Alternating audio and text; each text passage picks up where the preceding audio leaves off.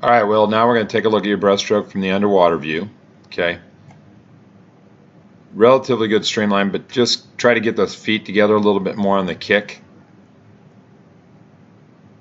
Okay, as we come forward, good reach. You're just pretty low in the water. We want to get those hips up a little bit and ride a little closer to the surface of the water in our stroke. And as we get a little closer, I'll talk about your catch and your pull.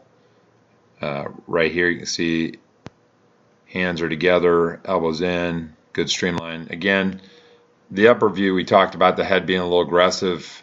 At least the timing of it, you're diving it down a little bit too much and a little too quickly.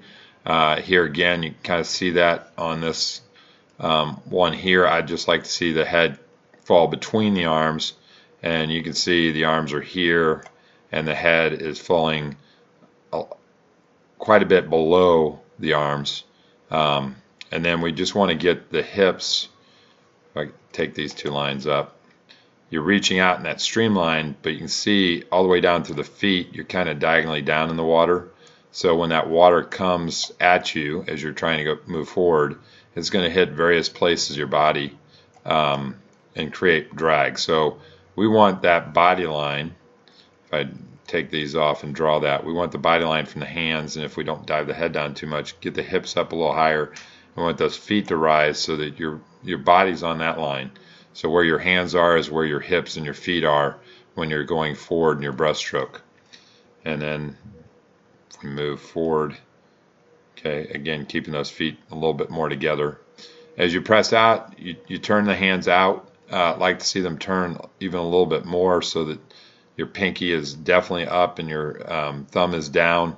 So you get a little more force on the hands as you push out and around. And then you can see as you get to this point, your elbows kind of drop back into your stroke. We want to keep those elbows up, so we'd like to see the elbows stay here and the hands catch up to the elbows. Okay, and you can see how your elbow is kind of leading into that pull. And for me, that's where you're dropping your elbow back, and that becomes a little harder to hold on to the water with your forearms, and you're pulling yourself up and not necessarily as much forward. So we want to hold on to that water, and I will have another demonstration where I kind of put you side by side with somebody so you can see that. Again, feet, trying to get on the kick a little closer to your hips, so you can see here flexibility is where we got to get a little bit better here. But your feet are not exactly all the way turned, and where it gets a little easier, if you can get your foot up to here, then your foot will turn out a little more naturally. So it's getting the feet up a little higher to initiate that kick. And right now we need to work on ankle flexibility, but just flexibility in general to get those feet up a little higher on that kick. That'll help deliver the kick where the feet turned out a little bit more, which will push you forward a little more. Instead, at the very beginning, they slide until they get to about here, and then you're pushing the feet forward. Okay, feet in down, that's what we want, and then rise back up. Just want to be a little higher on that line like we talked about before. Here the hands are turned a little bit more outward, but again, kind of like a butterfly, or you're trying to press back. We want to pull around, have a little bit more rounded pull, so those elbows don't want to drop there, they want to pull up and get more out of the forearm and the hands together in terms of rounding out the corners into your catch. You can just see how far the elbows come back on your torso, and we want to be a little more out in front with that. Again, so we can get those hands out in front a little bit quicker.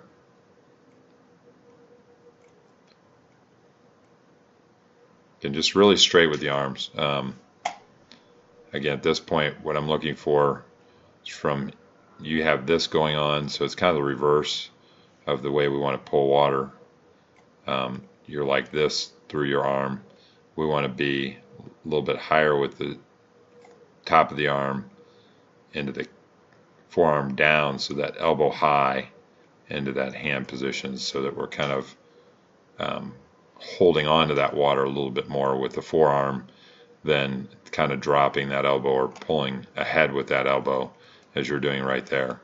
And again, I'll show you another swimmer so that you can get an idea of how that works, and how you want to pull the water that way. Again, with a kick, you can see where your legs are, and you want the feet to be even with the knees, and the knees are pressing out and the feet in to kind of get that turn. We want to be more in line with it. Into the turn, coming right into that wall. Nice head position. Pull the knees a little closer to the chest. Again, try to pull that arm that's under the water in tighter to the body as you're getting through, not so open. Again, the angle coming off the wall, at least for breaststroke, we want to, you have the feet in pretty much the right space, but we want just a little deeper angle as we're pushing off the wall.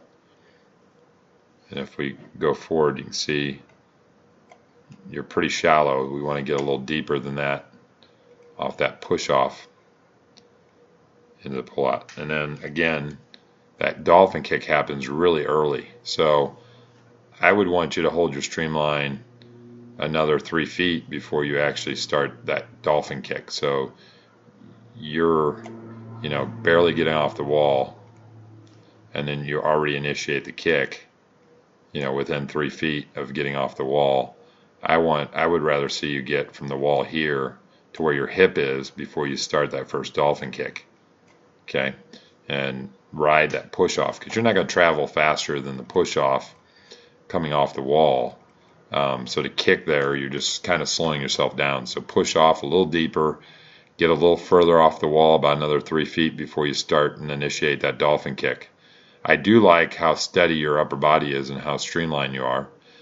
So you're in a good position as you're delivering the dolphin kick, not moving the upper body too much. So that's really good. Keeping that streamline tight. Streamline is much better than hand over hand and really tight, and that really looks good. Pull down.